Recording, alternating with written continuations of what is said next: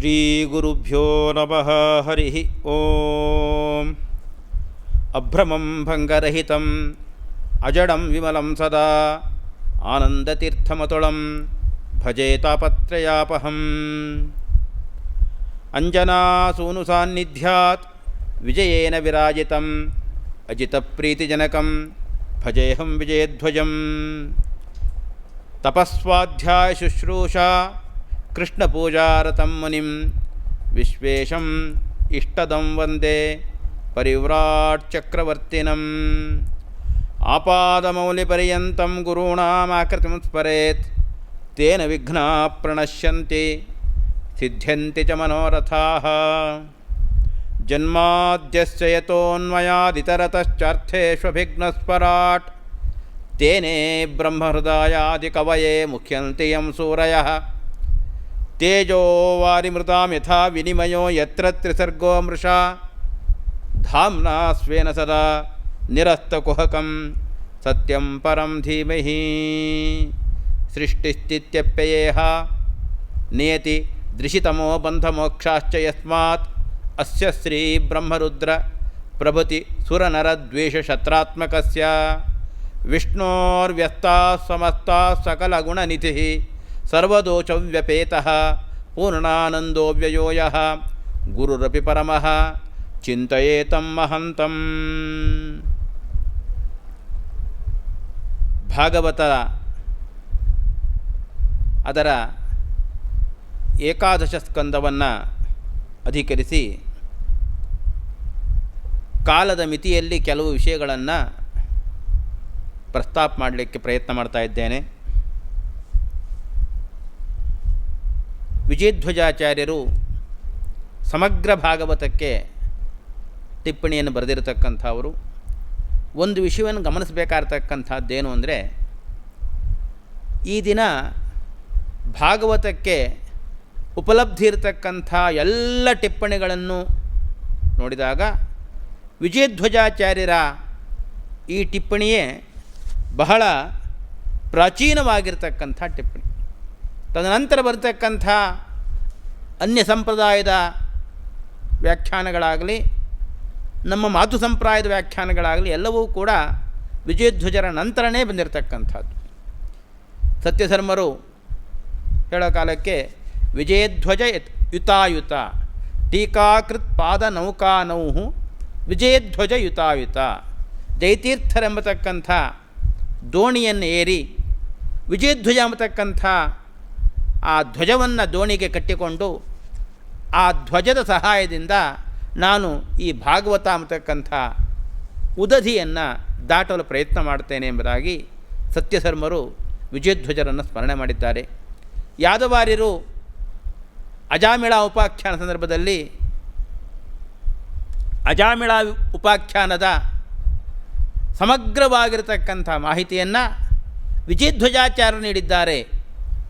ಅವರ ಉಪದೇಶವನ್ನು ಅನುಸರಿಸಿ ನಾನು ವ್ಯಾಖ್ಯಾನ ಮಾಡ್ತಿದ್ದೇನೆ ಎಂಬುದಾಗಿ ಯಾದವಾರ್ಯರು ಬರೀತಾರೆ. ಹೀಗೆ ನಮ್ಮ ಸಂಪ್ರದಾಯದ ಎಲ್ಲರೂ ಕೂಡ ವಿಜಯಧ್ವಜರ ನಂತರದವರೇ. ಬೇರೆ ಸಂಪ್ರದಾಯದವರು ಕೂಡ ವಿಜಯಧ್ವಜರ ನಂತರದೇ ಕಾಲ ಅಂತಕ್ಕಂಥ ನಂತರ ಬಂದಿರತಕ್ಕಂಥದ್ದು. ಹಾಗಾಗಿ ವಿಜಯಧ್ವಜಾಚಾರ್ಯರು ಏನಿವತ್ತು ಭಾಗವತ ಪಾಠವನ್ನು ಸ್ವೀಕಾರ ಮಾಡಿದ್ದಾರೆ ಅದೇ ಪ್ರಾಚೀನ ಪಾಠ ಎಂಬುದನ್ನು ನಾವಿಲ್ಲಿ ಗಮನಿಸಬೇಕು. ಅಂತಹ ವಿಜಯಧ್ವಜಾಚಾರ್ಯರು ಅವರ ಕಥೆ ನಾವೆಲ್ಲ ಕೇಳಿದ್ದೀವಿ. ಅವರು ಕರ್ನಾಟಕದ ಈಗಿನ ಕೇರಳ ಪ್ರಾಂತದ ಕರ್ನಾಟಕದ ತುದಿ ಕಣ್ವ ಮಠ, ಆ ಕಣ್ವ ತೀರ್ಥದಲ್ಲಿ ಕಣ್ವ ಋಷಿಗಳ ಆಶ್ರಮ, ಅಲ್ಲಿ ಇದ್ದುಕೊಂಡು ತಪೋನಿರತರಾಗಿರ್ತಕ್ಕಂಥ ಅವರು ಈ ಭಾಗವತಕ್ಕೆ ವ್ಯಾಖ್ಯಾನವನ್ನು ಬರೆದರು. ಸಮುದ್ರ ತೀರದಲ್ಲಿ ಇದ್ದುಕೊಂಡು ಭಾಗವತಕ್ಕೆ ವ್ಯಾಖ್ಯಾನ ಬರೆದರು ಅಂತ ನಮಗೆಲ್ಲ ಗೊತ್ತಿದೆ. ಅವರು ಆ ಅಶ್ವತ್ಥ ವೃಕ್ಷದ ಕೆಳಗೆ ಕುಳಿತುಕೊಂಡು ವ್ಯಾಖ್ಯಾನ ಬರೀತಿದ್ದರು. ಈ ಗಾಳಿಗೆ ಆ ವೃಕ್ಷದ ಎಲೆಗಳು ಪಟ ಪಟ ಪಟ ಪಟ ಪಟ ಬಡ್ಕೊಂಡು ಶಬ್ದ ಆಗ್ತಿತ್ತು. ಸಮಾಧಿಗೆ ಶಬ್ದ ಅಂತಕ್ಕಂಥ ಪ್ರತಿಬಂಧಕ, ಚಿಂತನೆಗೆ ಆ ಶಬ್ದ ಪ್ರತಿಬಂಧಕ. ಹಾಗಾಗಿ ಶಬ್ದ ಆಗಬಾರದು ಅಂಥೇಳಿ ಅವರು ಕೈಯನ್ನು ಮೇಲೆತ್ತಿದ್ರಂತೆ. ನಾವು ಯಾರು ಪಕ್ಕದ ಮನೆಯವರು, ಎದುರು ಮನೆಯವರು, ನಮ್ಮ ಮಕ್ಕಳು, ನಮ್ಮ ಮನೆಯವರು ಏನಾರು ಗಲಾಟೆ ಮಾಡ್ತಿದ್ರೆ ಗಲಾಟೆ ಮಾಡಬೇಡ್ರಿ ಅಂತ ಹೇಳಿದರೆ ಕ್ವಚಿತ್ ಅವರು ಸದ್ದನ್ನು ಕಡಿಮೆ ಮಾಡ್ಕೋಬಹುದು ನಮ್ಮ ಬಗ್ಗೆ ಗೌರವ ಇದ್ದರೆ. ಆದರೆ ಯಾವುದೋ ವೃಕ್ಷ ಶಬ್ದ ಮಾಡ್ತಾ ಇದೆ, ಆ ವೃಕ್ಷ ಶಬ್ದ ಮಾಡಲಿಕ್ಕೆ ಕಾರಣ ಗಾಳಿ, ಇವೆಲ್ಲ ಪ್ರಕೃತಿಗೆ ಸಂಬಂಧಪಟ್ಟಿರ್ತಕ್ಕಂಥದ್ದು. ಆ ಶಬ್ದ ಅವರಿಗೆ ತೊಂದರೆ ಆದಾಗ ಕೈಯನ್ನು ಮೇಲೆತ್ತಿದರಂತೆ, ಆ ವೃಕ್ಷ ಶಬ್ದ ನಿಲ್ಲಿಸ್ತು ಎಂಬತಕ್ಕಂಥ ಒಂದು ಕಥೆ ನಾವು ಕೇಳಿದ್ದೇವೆ. ಈ ಏಕಾದಶ ಸ್ಕಂದದಲ್ಲಿ ಸಿದ್ಧಿಗಳ ಬಗ್ಗೆ ದೀರ್ಘವಾದ ಉಪದೇಶ ಇದೆ. ಅದರಲ್ಲಿ ಪ್ರಾಕಾಮ್ಯ, ಅಣಿಮಾದಿ ಅಷ್ಟಸಿದ್ಧಿಗಳೇ ಮುಖ್ಯ. ಅದರಲ್ಲಿ ಪ್ರಾಕಾಮ್ಯ ಅಂತಕ್ಕಂಥ ಸಿದ್ಧಿ ಅಂತ, ಆ ಸಿದ್ಧಿ ಅವರಲ್ಲಿತ್ತು, ಸಿದ್ಧಪುರುಷರು. ಹಾಗಾಗಿ ಪ್ರಕೃತಿಯನ್ನು ಅವರು ನಿಯಂತ್ರಣ ಮಾಡತಕ್ಕಂಥ ಒಂದು ವಿಶಿಷ್ಟ ಭಗವದ್ ಅನುಗ್ರಹ ಅಂತಕ್ಕಂಥದ್ದಿತ್ತು. ಅದೆಲ್ಲ ಹೇಳ್ತಾರಲ್ಲಿ, ಯಾವ್ಯಾವ ಭಗವಂತನ ಗುಣಗಳನ್ನು ನಾವು ಉಪಾಸನೆ ಮಾಡಿದರೆ, ಯಾವ್ಯಾವ ರೂಪವನ್ನು ಉಪಾಸನೆ ಮಾಡಿದರೆ ಅಣಿಮಾದಿ ಸಿದ್ಧಿ ಆಗತ್ತೆ ಅಂತಕ್ಕಂಥದ್ದನ್ನೆಲ್ಲ ತಿಳಿಸ್ತಾರೆ. ಹಾಗಾಗಿ ಈ ಪ್ರಾಕಾಮ್ಯ ಅಂತಕ್ಕಂಥ ಒಂದು ಸಿದ್ಧಿಗೆ ಬೇಕಾಗತಕ್ಕಂಥ ಭಗವಂತನ ಆ ವಿಶಿಷ್ಟ ಗುಣವನ್ನು ಅವರು ಉಪಾಸನೆ ಮಾಡಿ ಆ ಭಗವದ್ ಅನುಗ್ರಹವನ್ನು ಪಡೆದು ಪ್ರಕೃತಿಯನ್ನು ನಿಯಂತ್ರಣ ಮಾಡತಕ್ಕಂಥ ಒಂದು ಸಾಮರ್ಥ್ಯ ಅವರಲ್ಲಿತ್ತು ಅನ್ನತಕ್ಕಂಥದ್ದನ್ನು ಸಹ ನಾವು ಇದರಿಂದ ತಿಳಿಬಹುದಾಗಿದೆ. ಅಂತಹ ವಿಜಯಧ್ವಜಾಚಾರ್ಯರು ಭಾಗವತದ ಏಕಾದಶ ಸ್ಕಂದಕ್ಕೆ ಸಮಗ್ರ 12 ಸ್ಕಂದಕ್ಕೂ ವ್ಯಾಖ್ಯಾನ ಅವರದ್ದು. ಆ ಏಕಾದಶ ಸ್ಕಂದದ ಒಂದೆರಡು ವಿಷಯವನ್ನು ಇಲ್ಲಿ ಪ್ರಸ್ತಾಪ ಮಾಡ್ತಿದ್ದೇನೆ. ಅದರ ಮಂಗಳಾಚರಣೆ ಹೀಗಿದೆ: ಜಯತಿ ಜಗತಿ ಜನ್ಮಾದ್ಯಸ್ಯ ವಿಶ್ವಸ್ಯ ಯಸ್ಮಾತ್ ಅಮಲ ನಿಗಮ ಮುಖ್ಯ ವೇದ್ಯಮಾಹಾತ್ಮ್ಯ ಧಾಮ ದ್ರುಹಿಣತನಯ ಊಚೆ ಶೌರವೇ ಯಸ್ವರೂಪಂ ಯದುಪತಿರಪಿ ಯಾಸ್ಯನ್ ಉದ್ಧವಾಯ ಸ್ವಧಾಮ. ಅವರು ಎಲ್ಲ ಸ್ಕಂದದ ಆರಂಭದಲ್ಲಿ ಈ ರೀತಿಯಾಗಿ ಆ ಗ್ರಂಥದಲ್ಲಿ ಏನು, ಆ ಸ್ಕಂದದಲ್ಲಿ ಏನು ವಿಷಯ ಇದೆ ಅದರ ಒಂದು ಸಾರಾಂಶವನ್ನು ಸಂಗ್ರಹ ಮಾಡಿ ಹೇಳ್ತಕ್ಕಂಥ ಒಂದು ಪದ್ಧತಿ. ಅದರಂತೆ ತಿಳಿಸ್ತಾ ಇದ್ದಾರೆ. ಜಗತಿ ಜಯತಿ, ಈ ಜಗತ್ತಿನಲ್ಲಿ ಉತ್ಕೃಷ್ಟನಾಗಿ ಭಗವಂತ ಇದ್ದಾನೆ. ಯಾರವ? ಅಸ್ಯ ವಿಶ್ವಸ್ಯ ಜನ್ಮಾದಿ, ಈ ಪರಿದೃಶ್ಯಮಾನವಾದ ಜಗತ್ತಿಗೆ ಜನ್ಮಾದಿಗಳು, ಜನ್ಮಾದಿ ಅಷ್ಟಕರ್ತೃತ್ವ ಭಗವಂತನುಂಟು. ಆ ಜನ್ಮಾದಿ ಅಷ್ಟಗಳು ಈ ಜಗತ್ತಿಗೆ ಯಥಾಯೋಗ್ಯವಾಗಿ ಯಾರಿಂದ ಪ್ರಾಪ್ತಿಯಾಗ್ತದೋ, ಯಸ್ಮಾತ್ ಯಾರಿಂದ ಪ್ರಾಪ್ತಿಯಾಗ್ತದೋ ಅಂತಹ ಭಗವಂತನಿಗೆ ಅಮಲ ನಿಗಮ ಮುಖ್ಯ ವೇದ್ಯಮಾಹಾತ್ಮ್ಯಧಾಮ.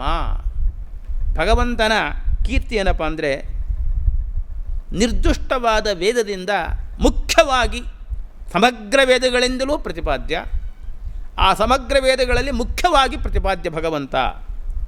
ಅಂತಹ ಭಗವಂತನು ಜಯತಿ, ಅವನು ಉತ್ಕೃಷ್ಟನಾಗಿದ್ದಾನೆ ಎಂಬುದಾಗಿ ತಿಳಿಸ್ತಾ ಈ ಗ್ರಂಥದಲ್ಲಿ ಏನು ಹೇಳ್ತಾರೆ ಅಂತ ತಿಳಿಸ್ತಾ ಇದ್ದಾರೆ.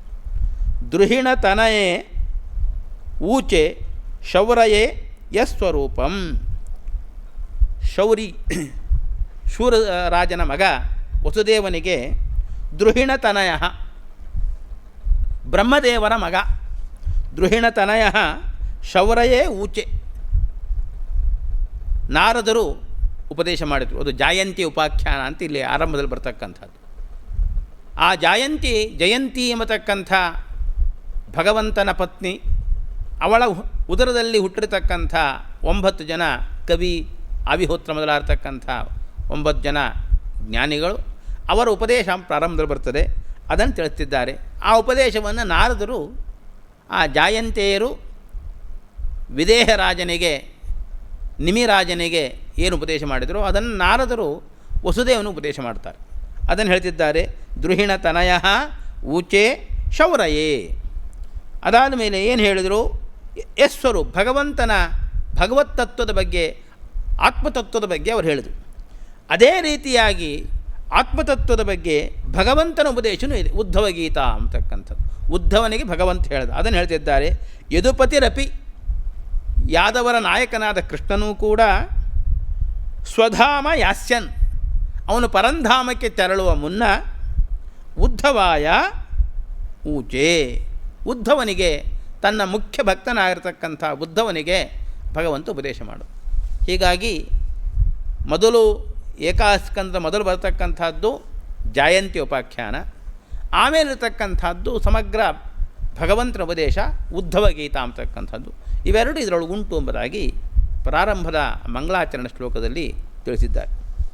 ಇದಾದ ಮೇಲೆ ಗ್ರಂಥ ಪ್ರತಿಪಾದ್ಯನಾದ, ಗ್ರಂಥಕರ್ತೃವೂ ಪ್ರತಿಪಾದ್ಯನೂ ಆದ ವೇದವ್ಯಾಸದೇವರ ಸ್ಮರಣೆಯನ್ನು ಇಲ್ಲಿ ವಿಜಯಧ್ವಜಾಚಾರ್ಯ ಮಾಡ್ತಾ ಇದ್ದಾರೆ. ವೇದವ್ಯಾಸಮಹಂ ವಂದೇ ವೇದವ್ಯಾಸೈಕ ವೇದಿನಂ ವೇದವ್ಯಾಸ ಜನಾರಾತಿಂ ವೇದವ್ಯಾಸ ಮುನೀನಪಿ. ಶ್ಲೇಷಾಲಂಕಾರ ಝಟಿತಿ. ಈ ಶ್ಲೋಕದ ಅರ್ಥ ಸ್ವಲ್ಪ ಕಷ್ಟ. ನನ್ನ ಬುದ್ಧಿಗೆ ಆರೂಢವಾದ ಹಾಗೆ ಆ ಮಹಾತ್ಮರ ಅಭಿಪ್ರಾಯವನ್ನು ಹೊರಹಾಕಲಿಕ್ಕೆ ಪ್ರಯತ್ನ ಮಾಡ್ತಾ ಇದ್ದೇನೆ. ವೇದವ್ಯಾಸಂ ಅಹಂ ವಂದೇ. ವೇದಗಳನ್ನು ವಿಭಾಗ ಮಾಡಿರತಕ್ಕಂಥ ಕೃಷ್ಣದ್ವೈಪಾಯನರು, ಪಾರಾಶರರು, ವೇದವ್ಯಾಸ ದೇವರು ಅಂತೇನು ಪ್ರಸಿದ್ಧರಾಗಿದ್ದಾರೆ, ಅವರನ್ನು ಒಂದೇ ನಮಸ್ಕಾರ ಮಾಡುತ್ತೇನೆ. ವೇದವ್ಯಾಸೈಕ ವೇದಿನಂ. ವೇದವ್ಯಾಸರಿಂದ ಮುಖ್ಯ ವೇದಿಯಾಗ್ತಕ್ಕಂಥವರು ಅಂತ ಇದಕ್ಕೆ ಝಟಿತಿ ಅರ್ಥ ಆಗ್ತಕ್ಕಂಥ. ಬಹುಶಃ ವಿಜಯಧ್ವಜಾಚಾರ್ಯರ ಅಭಿಪ್ರಾಯ ವೇದವ್ಯಾಸೈಕ ವೇದಿನಂ. ವೇದವ್ಯಾಸ ವೇದವನ್ನು ವಿಭಾಗ ಮಾಡತಕ್ಕಂಥ ಒಂದು ಕರ್ಮ. ಈ ಕರ್ಮವನ್ನು ಮುಖ್ಯವಾಗಿ ತಿಳಿದವ ಭಗವಂತ ಒಬ್ಬನೇ. ವಸ್ತುತಃ ವಿಷ್ಣು ಪುರಾಣಾದಿ ಪುರಾಣಗಳಲ್ಲಿ ಎಲ್ಲ ಕಡೆ ಬರ್ತದೆ. ಇದು ಪ್ರತಿಯೊಂದು ದ್ವಾಪರದ ಸಂದರ್ಭದಲ್ಲೂ ಕೂಡ ವೇದ ವಿಭಾಗ ಆಗತ್ತೆ. ಕೃತದಲ್ಲಿ, ತ್ರೇತಾಯುಗದಲ್ಲಿ, ದ್ವಾಪರದಲ್ಲಿ ವೇದಗಳನ್ನು ಅಧ್ಯಯನ ಹಾಗೆ ಮಾಡ್ತಿರ್ತಾರೆ. ಕಲಿಯುಗ ಬರುವ ಮುನ್ನ ಈ ದ್ವಾಪರ ಯುಗದಲ್ಲಿ ವೇದವನ್ನು ವಿಭಾಗ ಮಾಡಬೇಕು. ಕಲಿಯುಗದ ಜನಗಳಿಗೆ ಅಷ್ಟು ಸಮಗ್ರ ವೇದಾಧ್ಯಯನದ ಸಾಮರ್ಥ್ಯ ಇಲ್ಲ ಅಂಥೇಳಿ ವೇದ ವಿಭಾಗ ಮಾಡ್ತಾರೆ. ಅದಕ್ಕೆ ಭಗವಂತ ಈ ದ್ವಾಪರಾದವು ಅಂಥೇಳಿ ಮೊದಲನೇ ಸ್ಕಂದಲ್ಲಿ ಬಂದಿದೆ. ದ್ವಾಪರಾದವು ಅಂದರೆ ದ್ವಾಪರ ಯುಗದಲ್ಲಿ ಕೃಷ್ಣಾವತಾರಕ್ಕಿಂತ ಮೊದಲು ಈ ವೇದವ್ಯಾಸ ದೇವರು ಇದ್ದರು. ಇವರು ಭಾಗವತವನ್ನು ರಚನೆ ಮಾಡಿದರು, ವೇದವನ್ನು ವಿಭಾಗ ಮಾಡಿದರು ಅಂತ ಕತೆ ಬರ್ತದೆ. ಹಾಗಾಗಿ 28ನೇ ದ್ವಾಪರದಲ್ಲಿ ವೇದ ವಿಭಾಗ ಮಾಡ್ತಕ್ಕಂಥವರು ಭಗವಂತನೇ. ಇನ್ನು ಉಳಿದ ಎಲ್ಲ ದ್ವಾಪರದಲ್ಲಿ ಈ ಮನ್ವಂತರದ ಈಗಾಗಲೇ ಕಳೆದಿರ್ತಕ್ಕಂಥ 27 ದ್ವಾಪರ ಯುಗದಲ್ಲೂ ಕೂಡ ವೇದವನ್ನು ವಿಭಾಗ ಮಾಡ್ತಕ್ಕಂಥವ್ರು, ಮುಂದೆ ಬರತಕ್ಕಂಥ ದ್ವಾಪರದಲ್ಲೂ ಕೂಡ ವೇದ ವಿಭಾಗ ಮಾಡ್ತಕ್ಕಂಥವರು ಭಗವಂತನ ಆಜ್ಞೆಯಿಂದ ಬೇರೆ ಬೇರೆಯವರೆಲ್ಲ ಬರ್ತಾರೆ.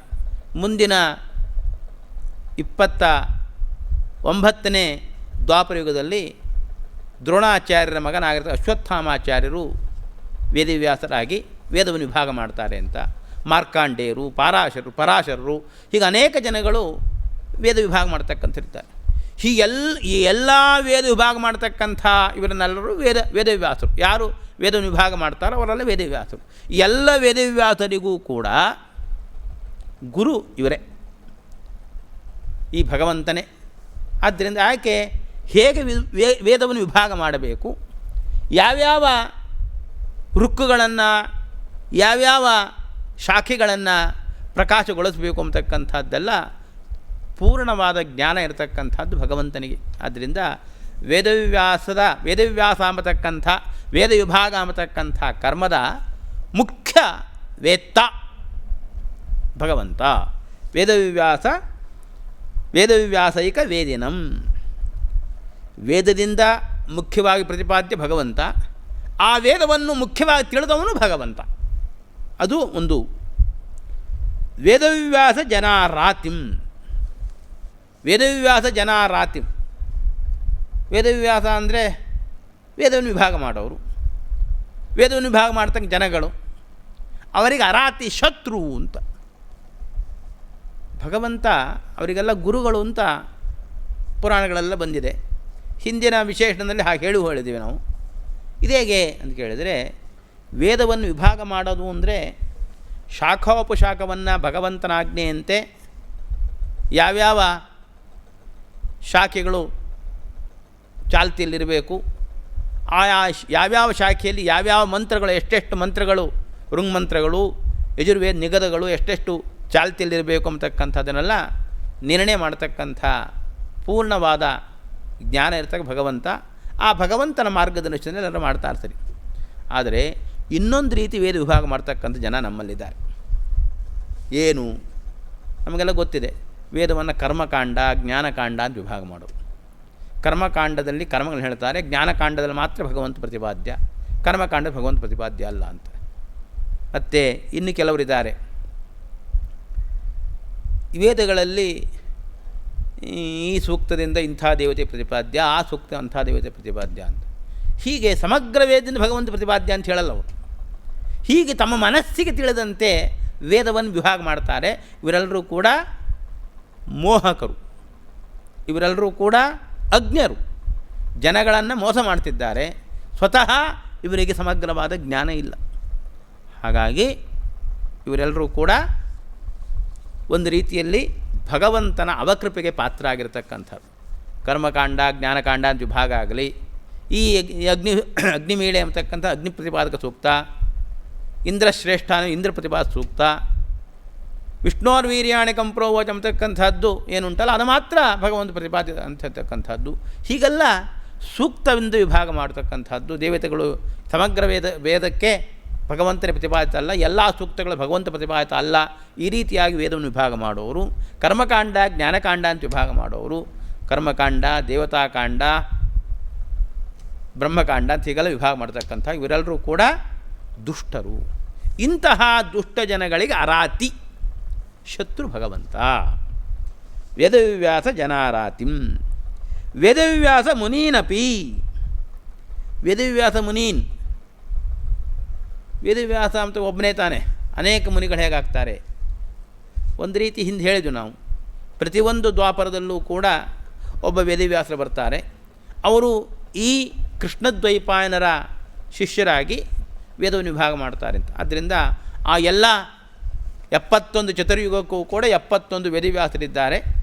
ಒಂದೊಂದು ಮನ್ಮಂತ್ರದಲ್ಲಿ 71 ಚತುರ್ಯುಗ. ಆ ಪ್ರತಿಯೊಂದು ಚತುರ್ಯುಗದಲ್ಲೂ ಕೂಡ ಒಬ್ಬೊಬ್ಬ ವೇದವ್ಯಾಸರಿದ್ದಾರೆ. ಅವರೆಲ್ಲರೂ ಕೂಡ ವೇದವ್ಯಾಸ ದೇವರ ಶಿಷ್ಯರಾಗಿದ್ದಾರೆ. ಅವರನ್ನು ನಮಸ್ಕಾರ ಮಾಡ್ತೇನೆ ಅಂತ ಒಂದರ್ಥ. ಇನ್ನೊಂದರ್ಥ, ಈ ಪುರಾಣದಲ್ಲಿ ಒಂದು ಕಡೆ ಬಂದಿದೆ, ಸವಿಪ್ರಹ ವ್ಯಾಸ ಉಚ್ಯತೆ ಅಂತ. ಇಂತಹ ಬ್ರಾಹ್ಮಣನು ವ್ಯಾಸ ಅಂತ ಕರೆಯಲ್ಪಡ್ತಾನೆ ಅಂತ. ಯಾರವನು ಅಂತಂದರೆ, ರಸಭಾವವಿತು, ಪುರಾಣಗಳ ಇತಿಹಾಸಗಳ ಭಾವವನ್ನು, ಅದರ ರಸವನ್ನು ತಿಳಿದಿರಬೇಕು. ಮತ್ತು ಗ್ರಂಥದ ಸಮಗ್ರ ಗ್ರಂಥದ ಅರ್ಥವನ್ನು ತಿಳಿದಿರಬೇಕು. ಆ ಗ್ರಂಥಕ್ಕೆ ಸಂಬಂಧಪಟ್ಟಿರತಕ್ಕಂಥ ಪೋಷಕವಾದ ಮಾತುಗಳನ್ನು, ಬೇರೆ ಬೇರೆ ಸಂವಾದಿ ಪ್ರಮಾಣಗಳನ್ನು ಆ ಕೂಡಲೇ ಪ್ರತಿಭಾದಿಂದ ವರ್ಣನೆ ಮಾಡ್ತಕ್ಕಂಥವನು. ಹೀಗೆ ಆ ಕಥೆಯನ್ನು ಜನಗಳಿಗೆ ಮನಮುಟ್ಟುವಂತೆ ವರ್ಣನೆ ಮಾಡೋರು. ಈ ಹಿಂದೆಲ್ಲ ಇರ್ತಿದ್ದರು, ಹರಿದಾಸರು ಅಂತ, ಪುರಾಣಿಕರು ಅಂತೆಲ್ಲ ಇರ್ತಿದ್ರು. ಅವ್ರನ್ನೆಲ್ಲ ವ್ಯಾಸ ಅಂತ ಕರಿಬೇಕು. ಆ ಪುರಾಣಿಕರು ಬರೀ ಪುರಾಣ ಹೇಳೋರು ಬರೀ ಅಷ್ಟೇ ಅಂತ ಅರ್ಥ ಅಲ್ಲ. ಅವರಿಗೆ ಆ ಪುರಾಣ ಹೇಳೋ ಕಾಲಕ್ಕೆ ಶಾಸ್ತ್ರದ ಮರ್ಯಾದೆಯ ಜ್ಞಾನ ಇರಬೇಕು. ಆ ಯಾವುದೋ ಒಂದು ಪುರಾಣ ಹೇಳೋ ಕಾಲಕ್ಕೆ ಆ ಪುರಾಣಕ್ಕೆ ಸಂವಾದಿಯಾಗಿರ್ತಕ್ಕಂಥ ಇತರ ಗ್ರಂಥಗಳ ಸಂವಾದಿ ವಾಕ್ಯಗಳನ್ನು ಅಲ್ಲಿ ಉದ್ಧರಣೆ ಮಾಡಿ ಇದಕ್ಕೆ ಇದಮಿತ್ತಂ ಅಂತ ನಿರ್ಣಯ ಮಾಡಿ ಹೇಳ್ತಕ್ಕಂಥ ಒಂದು ವಿಶಿಷ್ಟವಾದ ಪ್ರಭುತ್ವ, ಪಾಂಡಿತ್ಯ ಅವರಲ್ಲಿರ್ತಿತ್ತು. ಅವರೆಲ್ಲರನ್ನೂ ಕೂಡ ವ್ಯಾಸ ಅಂತ ಕರೀತಾರೆ.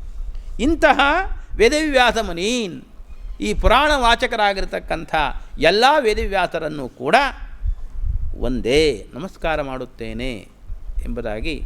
ವಸ್ತುತಃ ವಿದ್ಯುಧ್ವಜಾಚಾರ್ಯರಿಗೆ ಉಳಿದಿರತಕ್ಕಂಥ ಪುರಾಣಿಕರಿಗೆ ನಮಸ್ಕಾರ ಮಾಡ್ತಕ್ಕಂಥ ಅಗತ್ಯ ಇಲ್ಲ. ಅವರು ಸಾಕ್ಷಾತ್ ವೇದವ್ಯಾಸನಿಗೆ, ಅಥವಾ ಇನ್ನು ಕೆಲವರು ವೇದ ವಿಭಾಗ ಮಾಡ್ತಕ್ಕಂಥ ಏನಿದ್ದಾರೆ, ದ್ರೋಣಿವ್ಯಾಸ, ಅಶ್ವತ್ಥಾಮಾಚಾರ್ಯರು ಮೊದಲಾಗಿರ್ತಕ್ಕಂಥ ರುದ್ರಾಮ ಸಂಭೂತರಾಗಿರ್ತಕ್ಕಂಥ ಅಂಥವರಿಗೆ ಇವರು ನಮನ ಮಾಡಿರ್ಬೋದು. ಇನ್ನು ಮುಂದಿಂದು ಎಲ್ಲ ಋಷಿಗಳಿಗೂ ಎಲ್ಲ ಪುರಾಣಿಕರಿಗೂ ನಮಸ್ಕಾರ ಮಾಡ್ತೇನೆ ಅಂತಕ್ಕಂಥದ್ದು ಈ ಗ್ರಂಥ ಅಧ್ಯಯನ ಮಾಡ್ತಕ್ಕಂಥ ಶಿಷ್ಯರಿಗೆ, ಅವರಿಗೆ ವಿಘ್ನ ನಿವಾರಣೆ ಆಗಲಿ, ಅವರಿಗೆ ಈ ಗ್ರಂಥದ ಭಾವ ಅಂತಕ್ಕಂಥದ್ದು ಗೊತ್ತಾಗಬೇಕಾದರೆ ಆ ಎಲ್ಲ ವೇದವ್ಯಾಸರ ಅನುಗ್ರಹ ಬೇಕು ಎಂಬ ದೃಷ್ಟಿಯಿಂದ ಆ ಒಂದು ವಿಶೇಷವನ್ನು ಕೂಡ ಇಲ್ಲಿ ನಮಗೆ ತಿಳಿಸಿ ಶಿಷ್ಯರನ್ನು ಉದ್ಧಾರ ಮಾಡೋ ದೃಷ್ಟಿಯಿಂದ ತಿಳಿಸಿದ್ದಾರೆ ಎಂಬುದನ್ನು ಗಮನಿಸಬೇಕು. ಹೀಗೆ ತಿಳಿಸ್ತಾ ಏಕಾದಶ ಸ್ಕಂದದ ಬಗ್ಗೆ ಒಂದು ಸಣ್ಣದಾದ ರೂಪಕ ಸ್ತೋತ್ರವನ್ನು ಮಾಡ್ತಿದ್ದಾರೆ. ರತ್ನಾನಾಂ ಅಂಬುಧಿ ಪಾತ್ರಂ ತೇಜಸಾಂ ಉಷ್ಣದೀಧಿತಿ ಏವಂ ಏಕಾದಶ ಸ್ಕಂದ ವೇದಾಂತರ್ಥೈಕ ಸನ್ನಿಧಿ. ಏಕಾಸ್ಕಂದ ಅಂತಕ್ಕಂಥದ್ದು ಭಾಗವತದಲ್ಲಿ ವಿಶಿಷ್ಟವಾದ ಗ್ರಂಥ. ಆಚಾರ್ಯರು ಸಮಗ್ರ ಭಾಗವತಕ್ಕೆ ತಾತ್ಪರ್ಯ ಅಂತ ಬರೆದಿದ್ದಾರೆ. ಆಚಾರ್ಯರ ಈ 12 ಸ್ಕಂದದ ತಾತ್ಪರ್ಯದಲ್ಲಿ 3ನೇ 2 ಭಾಗ ಅಂತೂ ಅರ್ಧಕ್ಕಿಂತ ಹೆಚ್ಚು ಭಾಗ ಏಕಾಸ್ಕಂದಕ್ಕೆ ಉಂಟು. ಇನ್ನು ಉಳಿದ 11 ಸ್ಕಂದಕ್ಕೆ ಅರ್ಧಕ್ಕಿಂತ ಕಡಿಮೆ ಭಾಗ. ಈ ಒಂದು ಸ್ಕಂದಕ್ಕೆ ಮಾತ್ರ ಅರ್ಧದಕ್ಕಿಂತ ಹೆಚ್ಚು ಭಾಗ. ಯಾಕೆಂದರೆ ಅಷ್ಟು ರಹಸ್ಯ, ಅಷ್ಟು ತತ್ವ ಇಲ್ಲಿದೆ ಅಂಥೇಳಿ ಹೆಚ್ಚು ಕಮ್ಮಿ ಪ್ರತಿ ಶ್ಲೋಕಕ್ಕೂ ಕೂಡ ಇಲ್ಲಿ ನಾವು ಆಚಾರ್ಯರ ತಾತ್ಪರ್ಯವನ್ನು ಗಮನಿಸಬಹುದಾಗಿದೆ. ಪ್ರತಿ ಶ್ಲೋಕಕ್ಕೂ ಕೂಡ ಆಚಾರ್ಯರು ಶಬ್ದಾರ್ಥವನ್ನು ಬರೀತಾರೆ, ಯಾವುದು ಕಷ್ಟ ಉಂಟು ಅದನ್ನು, ಅನ್ವಯವನ್ನು ತೋರಿಸ್ತಾರೆ, ಕೋಶವನ್ನು ಕೊಡ್ತಾರೆ, ಸಂವಾದಿ ವಾಕ್ಯಗಳನ್ನು ಉದ್ಧರಣ ಮಾಡ್ತಾರೆ. ಹೀಗೆ ಈ ಏಕಾಸ್ಕಂದಕ್ಕೆ ಒಂದು ವಿಶಿಷ್ಟವಾಗಿ ಬಹಳ ವಿಶಾಲವಾದ ಒಂದು ತಾತ್ಪರ್ಯವನ್ನು ಆಚಾರ್ಯ ಬರೆದಿದ್ದಾರೆ. ಆದ್ದರಿಂದ ಈ ಏಕಾಸ್ಕಂದ ಅಂತಕ್ಕಂಥ ಭಾಗವತದಲ್ಲಿ ಒಂದು ವೈಶಿಷ್ಟ್ಯ. ಹೇಗೆ ಮಹಾಭಾರತದ ಸಮಗ್ರ ಮಹಾಭಾರತದ ಸಾರ ಮಹಾಭಾರತ ಪಾರಿಜಾತ ಮಧುಭೂತಾಮ್ ಅಂತ ಆಚಾರ್ಯರು ಗೀತಾ ಭಾಷ್ಯದ ಪ್ರಾರಂಭದಲ್ಲಿ ಹೇಳ್ತಾರೆ. ಹೀಗೆ ಸಮಗ್ರ ಮಹಾಭಾರತದಲ್ಲಿ ಬರತಕ್ಕಂಥ ಎಲ್ಲ ತತ್ವಗಳು ಕೂಡ ಒತ್ತಟ್ಟಿಗೆ ನೇರವಾಗಿ ಎಲ್ಲಿ ಸಂಗ್ರಹ ಮಾಡಿದ್ದಾರೆ ಅಂತ ಭಗವದ್ಗೀತೆಯಲ್ಲಿ. ಹಾಗೆ ಭಾಗವತದಲ್ಲಿ ಸಮಗ್ರವಾಗಿರತಕ್ಕಂಥ ತತ್ವಗಳನ್ನು ಸಂಗ್ರಹ ಮಾಡಿದ್ದಾರೆ ಏಕಾಸ್ಕಂದದಲ್ಲಿ. ಏಕಾಸ್ಕಂದದಲ್ಲೂ ಕೂಡ ಭಗವಂತನದೇ ಮಾತು, ಭಗವದ್ಗೀತೆ ಅಂತ ಭಗವಂತನದೇ ಮಾತು. ಅದನ್ನು ಅರ್ಜುನನಿಗೆ ಉಪದೇಶ, ಇಲ್ಲಿ ಉದ್ಧವನಿಗೆ ಉಪದೇಶ ಅಂತಕ್ಕಂಥದ್ದು. ಆದ್ದರಿಂದ ಅದರ ಬಗ್ಗೆ ಹೇಳ್ತಿದ್ದಾರೆ, ಇದು ವೇದಾಂತಾರ್ಥೈಕ ಸನ್ನಿಧಿ. ವೇದಾಂತ ತತ್ವಶಾಸ್ತ್ರ ಏನುಂಟಲ್ಲ, ಮಹಾಪುರುಷಾರ್ಥ, ಅದಕ್ಕೆ ಮುಖ್ಯ ಸನ್ನಿಧಿ ಆಗಿರ್ತಕ್ಕಂಥದ್ದು, ಸಂಗ್ರಾಹಕವಾಗಿರ್ತಕ್ಕಂಥದ್ದು, ತವನಿಧಿ ಆಗಿರ್ತಕ್ಕಂಥದ್ದು ಏಕಾಸ್ಕಂದ. ಅದಕ್ಕೆ ದೃಷ್ಟಾಂತ ಕೊಡ್ತಾರೆ. ರತ್ನಾನಾಂ ಅಂಬುಧಿ ಪಾತ್ರ. ಸಮಗ್ರ ರತ್ನಗಳು ಎಲ್ಲಿ ಸಿಗ್ತವೆ? ಸಮುದ್ರದಲ್ಲಿ. ಹಾಗೆ ಎಲ್ಲ ತೇಜಸ್ಸು, ಬೆಳಕಿನ ಆಕಾರ ಯಾರು? ಸೂರ್ಯ. ಹಾಗೆ ಸಮಗ್ರ ತತ್ವಶಾಸ್ತ್ರದ ಆಕಾರ ಯಾವುದಪ್ಪ ಅಂದರೆ ಏಕಾಸ್ಕಂದ. ಹೀಗೆ ಏಕಾಸ್ಕಂದದ ಒಂದು ಮಹತ್ವವನ್ನು ತಿಳಿಸಿದ್ದಾರೆ. ಮತ್ತು ಪೀಠಿಕೆಯಲ್ಲಿ ಬರೀತಾರೆ, ಕಲಿಮಲ ಅವಕುಂಠಿತ ಮನಸಾಂ ದುಃಖ ಪರಿಹಾರ ಸುಖಾವಾಪ್ತಿ ಚ ಆಕಾಂಕ್ಷಮಾಣಾನಾಂ ತದುಪಾಯಂ ಅಜಾನತಾಂ ಪುಂಸಾಂ ಉಪಕಾರಾಯ ಕರುಣಾಕರೇಣ ಬಾದರಾಯಣೇನ ಕೃತ ಭಾಗವತ ಪುರಾಣ ಕಲ್ಪತರೋ ಅನೇಕ ಸ್ಕಂದ ಪುಷ್ಪ ರಾಶೇ ಮಕರಂದಭೂತ ಏಕಾಸ್ಕಂದ ಆರಭ್ಯತೆ. ಏಕಾಸ್ಕಂದ ಅಂತ ಹೇಗಪ್ಪ ಅಂದರೆ, ಅದು ಕಲಿಕಾಲದಲ್ಲಿ ಹುಟ್ಟಿರತಕ್ಕಂಥ ಸಾತ್ವಿಕ ಜನರೇನಿದ್ದಾರೆ, ಅವಕುಂಠಿತ ಮನಸ್ಸಾಂ, ಆದರೆ ಅವರಿಗೆ ಈ ಕಲಿಕಾಲದ ನಿಮಿತ್ತವಾಗಿ ಮನಸ್ಸು, ಅವರ ಚಿಂತನೆ ಕುಂಠಿತವಾಗಿತ್ತು. ಅಂಥ ಅವರು ಚಿಂತನೆ ಕುಂಠಿತಾದ್ದರಿಂದ ದುಃಖವನ್ನು ಪರಿಹಾರ ಮಾಡ್ಕೋಬೇಕು, ಸುಖವನ್ನು ಪಡಿಬೇಕು ಅಂತ ಅಪೇಕ್ಷೆ ಇದೆ. ಆದರೆ ಅದರ ಉಪಾಯ ಗೊತ್ತಿಲ್ಲ, ಏನು ಮಾಡಿ ಗೊತ್ತಾಗ್ತದೆ.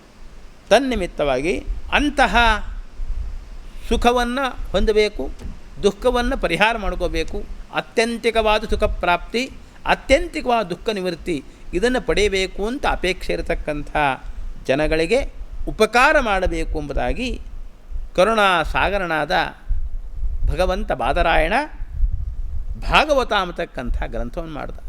ಆ ಭಾಗವತ ಅಂತಕ್ಕಂಥದ್ದು 12 ಸ್ಕಂದ. ಆ ಭಾಗವತ ವೃಕ್ಷಕ್ಕೆ 12 ಕೊಂಬೆಗಳಿದೆ. ಆ ಕೊಂಬೆಗಳಲ್ಲಿ ಪ್ರತಿಯೊಂದು ಕೊಂಬೆಯಲ್ಲೂ ಕೂಡ ಬೇಕಾಷ್ಟು ಪುಷ್ಪಗಳಿದೆ. ಆ ಎಲ್ಲ ಪುಷ್ಪಗಳ ಸಾರವಾದ ಮಕರಂದವನ್ನು ತರೋಹೋ ಅನೇಕ ಸ್ಕಂದ ಪುರುಷ ರಾಶೇ ಮಕರಂದಭೂತಾಂ ಏಕಾಸ್ಕಂದ. ಆಚಾರ್ಯರು ಹಿಂದೆ ಹೇಳಿದೆ, ಈಗ ಇನ್ನೂ ಹೇಳಿದೆ, ಮಹಾಭಾರತ ಪಾರಿಜಾತ ಮಧುಭೂತ.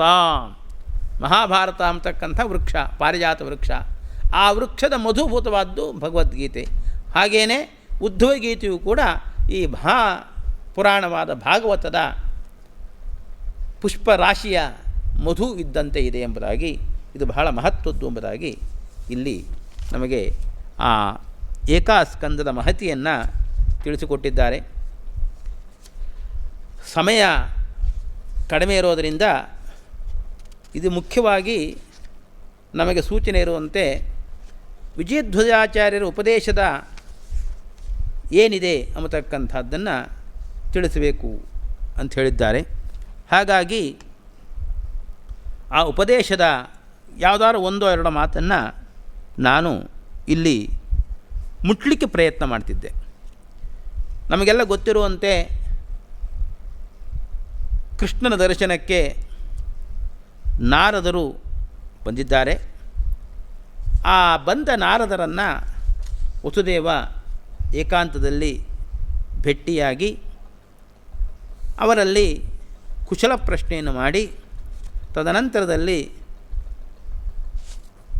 ಆ ರಾಜ ವಸುದೇವ ಅವರಲ್ಲಿ ನಾನು ಭಗವಂತನನ್ನು ಉಪಾಸನೆ ಮಾಡಿದೆ, ಆದರೆ ಆಗ ಉಪಾಸನೆ ಮಾಡೋ ಕಾಲಕ್ಕೆ ಅವನು ಮಗನಾಗಬೇಕು ಅಂತ, ಪ್ರಜಾರ್ಥೆ ನಂಗೆ ಮಕ್ಕಳಾಗಬೇಕು ಅಂತ ಭಗವಂತ ಉಪಾಸನೆ ಮಾಡಿದೆ. ಆದರೆ ಭಗವಂತ ಮುಕ್ತಿದ, ನ ಮೋಕ್ಷಾಯ ಅಪೂಜೆಯಂ, ಮೋಕ್ಷಕ್ಕೋಸ್ಕರ ನಾನು ಭಗವಂತನ ಪೂಜೆ ಮಾಡಲಿಲ್ಲ. ಆದ್ದರಿಂದ ಭಗವಂತನ ಅನುಗ್ರಹ ಅಂತಕ್ಕಂಥದ್ದು ಆಗಿದೆ. ಅದರಿಂದ ಅವನೇ ನನ್ನ ಮಗನಾಗಿ ಅವತಾರ ಮಾಡಿಬಿಟ್ಟ. ಆದರೆ ಈ ಅನುಗ್ರಹ ಅಂತಕ್ಕಂಥದ್ದು ಮೋಕ್ಷಕ್ಕೆ ಕಾರಣ ಅಲ್ಲ, ಮೋಕ್ಷಕ್ಕೆ ಕಾರಣೀಭೂತವಾಗಿರ್ತಕ್ಕಂಥ ಅತ್ಯರ್ಥ ಪ್ರಸಾದ. ಅದು ಭಗವದ್ವಿಷಯಕವಾದ ತತ್ವಜ್ಞಾನ ಆದವರಿಗೆ ಮಾತ್ರ ಆಗ್ತಕ್ಕಂಥದ್ದು. ಅಂತಹ ತತ್ವಜ್ಞಾನವನ್ನು ಉಪದೇಶ ಮಾಡಬೇಕು ಅಂತ ಈ ವಸುದೇವ ಕೇಳಿದಾಗ ನಾರದರು ಈ ವೃಷಭ ನಾಮಕ ಭಗವಂತ ಮನುವಿನ ವಂಶದಲ್ಲಿ ಬಂದಿರತಕ್ಕಂಥವನು, ಸ್ವಯಂಭೂ ಮನುವಿನ ವಂಶದಲ್ಲಿ ಬಂದಿರತಕ್ಕಂಥವನು, ಅವನಿಗೆ ಜಯಂತಿ ಅಂತ ಪತ್ನಿ. ಆ ಜಯಂತಿಯ ಪತ್ನಿಯಲ್ಲಿ 100 ಜನ ಮಕ್ಕಳು, ಅದರೊಳಗೆ 9 ಜನ ಕವಿ, ಹರಿ, ಅಂತರಿಕ್ಷ, ಪ್ರಬುದ್ಧ, ಪಿಪ್ಪಲಾಯನ, ಆವಿಹೋತ್ರ, ದ್ರುಮಿಲ, ಚಮಸ, ಕರಭಾಜನ ಅಂತಕ್ಕಂಥವರು. ಇವರು ಮಹಾಜ್ಞಾನಿಗಳು. ಇವರು ಒಮ್ಮೆ ನಿಮಿರಾಜನ, ವಿದೇಹರಾಜನ ಮತ್ತು ಈ ಜಾಯಂತೆಯರ ಸಂವಾದ ರೂಪವಾಗಿರ್ತಕ್ಕಂಥ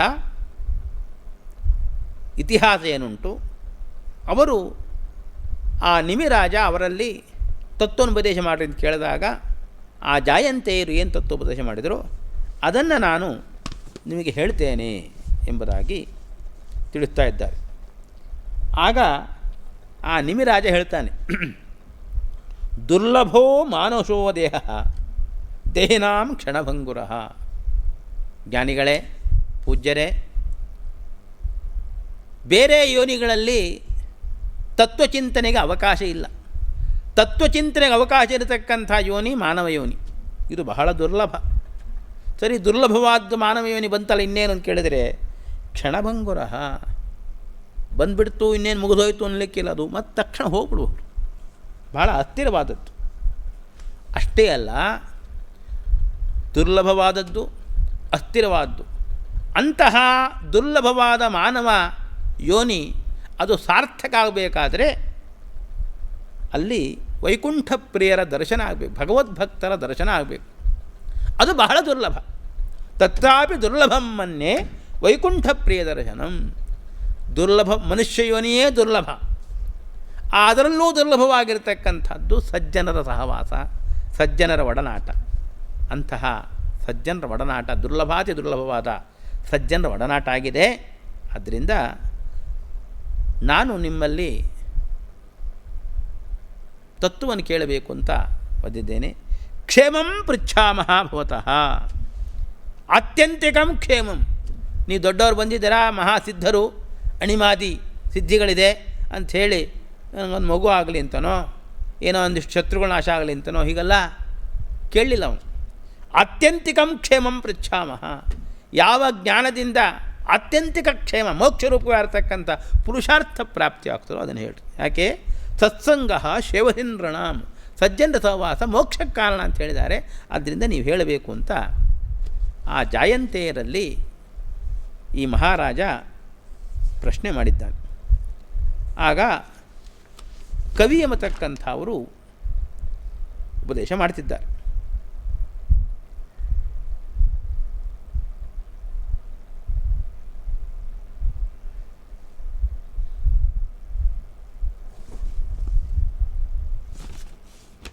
ಕವಿ ಎಂಬತಕ್ಕಂಥವರು ಉಪದೇಶ ಮಾಡ್ತಾರೆ. ಈ ವಸುದೇವ ಪ್ರಶ್ನೆ ಮಾಡಿದಾಗ ನಾರದರು ಈ ಜಾಯಂತೆಯರ ಮತ್ತು ನಿಮಿರಾಜನ ಸಂವಾದ ಹೇಳ್ತೀನಿ ಅನ್ನೋ ಕಾಲಕ್ಕೆ ಜಾಯಂತೆಯರ ಬಗ್ಗೆ ಒಂದು ಮಾತು ಹೇಳಿದ್ದಾರೆ. ಅವರು ಎಂಥವರು ಜಾಯಂತೆಯರು ಅಂತಂದರೆ, ತಯೇತೆ ಭಗವದ್ರೂಪಂ ವಿಶ್ವಂ ಸದಸದಾತ್ಮಕಂ ಆತ್ಮನಃ ವ್ಯತಿರೇಕೇಣ ಪಶ್ಯಂತಹ ವ್ಯಚರನ್ಮಹೀ.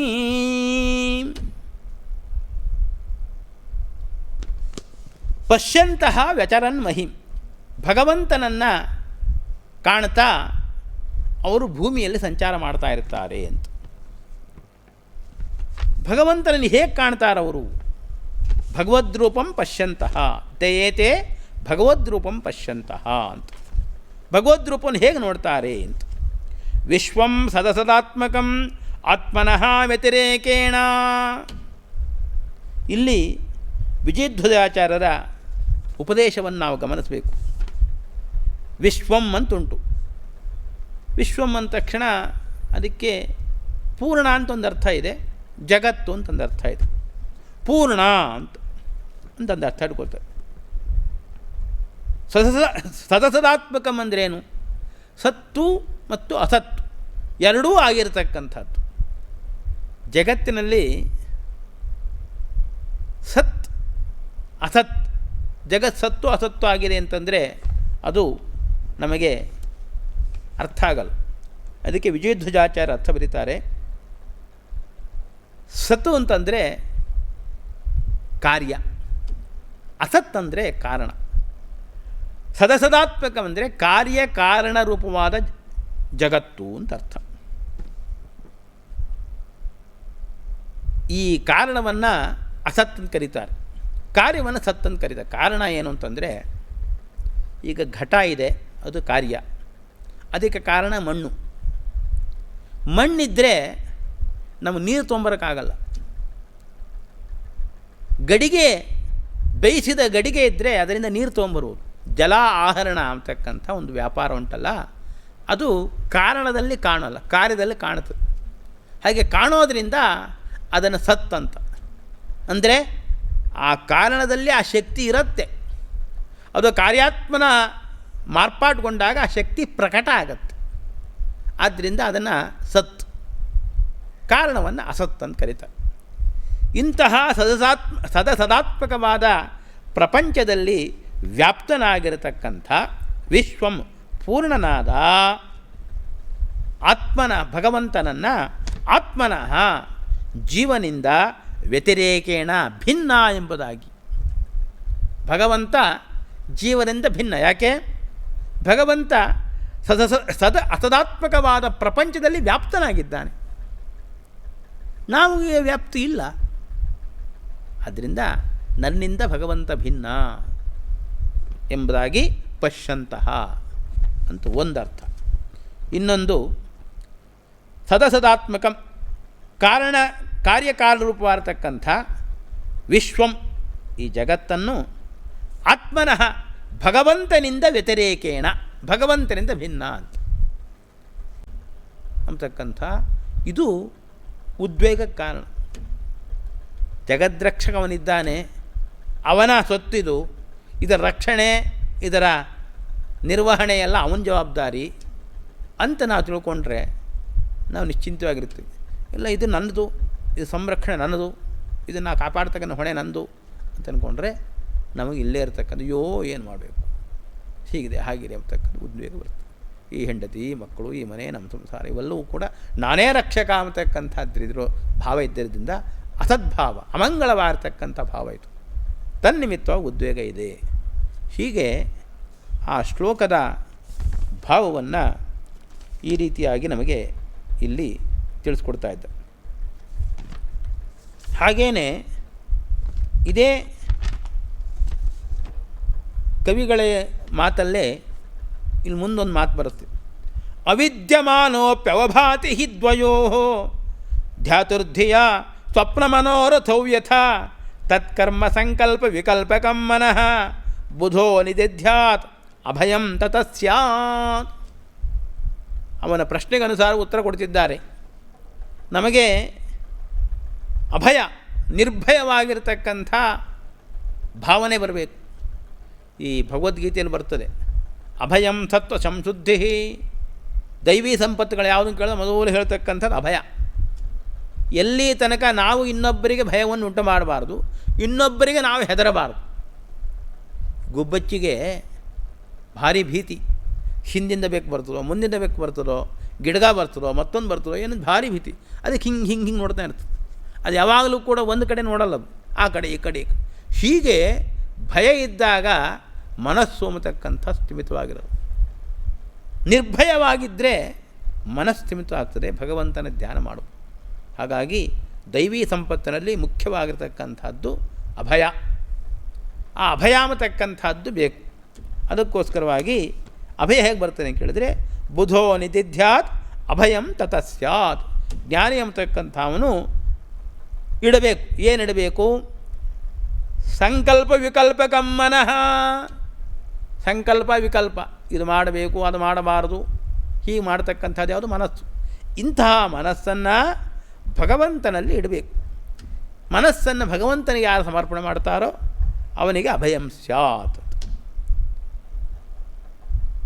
ಅದಕ್ಕಿಂತ ಹಿಂದೆ ಅವಿದ್ಯಮಾನೋಪ್ಯವಭಾತಿ ಹಿ ದ್ವಯೋ ಧ್ಯಾತುರ್ಧಿಯ ಸ್ವಪ್ನ ಮನೋರಥೌ ಯಥಾ. ಮನಸ್ಸಿನಲ್ಲಿ ದ್ವಯ ಅವಭಾತಿ.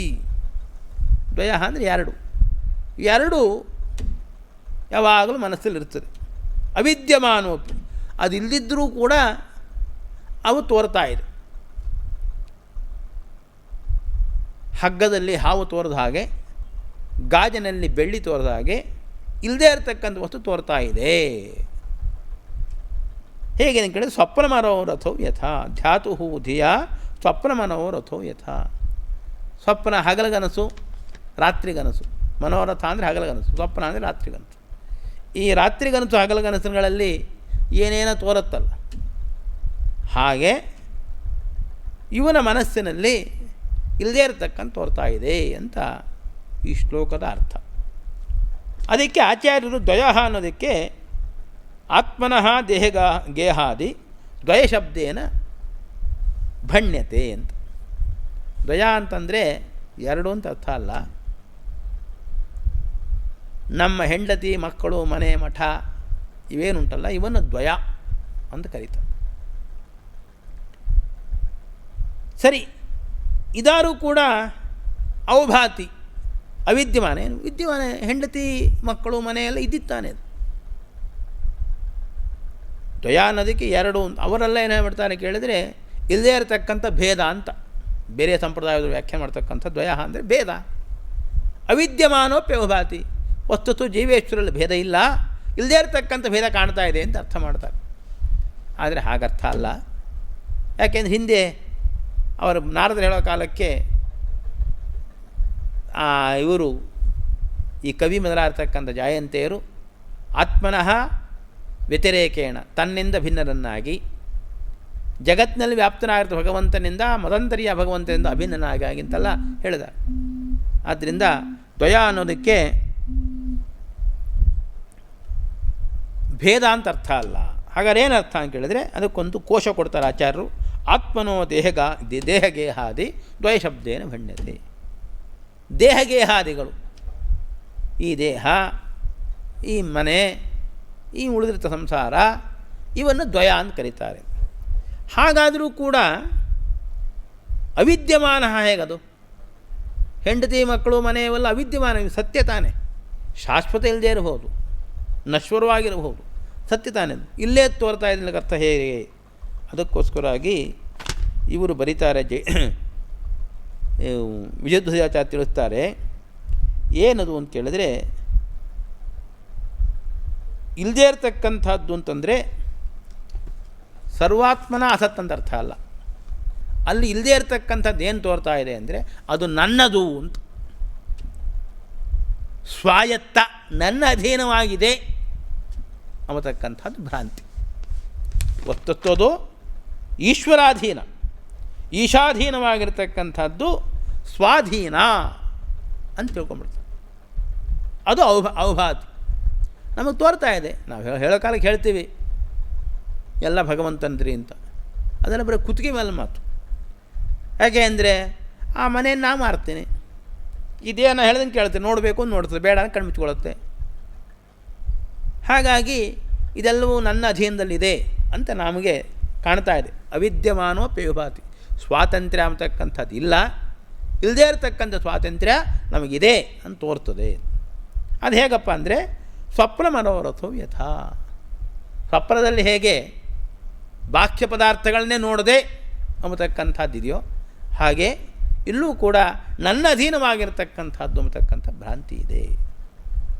ಹೀಗೆ ಆ ಶ್ಲೋಕವನ್ನು, ಭಾಗವತದ ಶ್ಲೋಕದ ಪದಗಳನ್ನು ಆಚಾರ್ಯರು ತಾತ್ಪರ್ಯ ಮುಖಾಂತರ ತಿಳಿಸಿರ್ತಕ್ಕಂಥದ್ದನ್ನು ನಮಗೆ ಮನದಟ್ಟು ಮಾಡಿಕೊಡ್ತಕ್ಕಂಥ ಒಂದು ವಿಚಾರದಲ್ಲಿ ಈ ವಿಜಯಧ್ವಜಾಚಾರ್ಯರ ಉಪದೇಶ ಅಂತಕ್ಕಂಥದ್ದು ಬಹಳ ಮಹತ್ತರವಾದದ್ದು ಅಂತಕ್ಕಂಥದ್ದನ್ನು ನೋಡಿ.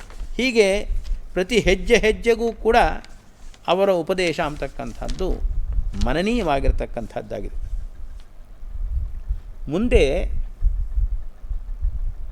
ಈ ಭಾಗವತದಲ್ಲಿ ತ್ರಿಸಂಗಸಂಗಿನಾಂ ಸಂಗಂ ತ್ಯಕ್ವಾ ದೂರತ ಆತ್ಮವಾನ್ ಯೋಚಿತ್ ಸಂಗಾತ್ ಯಥಾ ಪುಂಸಃ ಯಥಾ ತತ್ಸಂಗಿ ಸಂಗತಃ ಅಂತ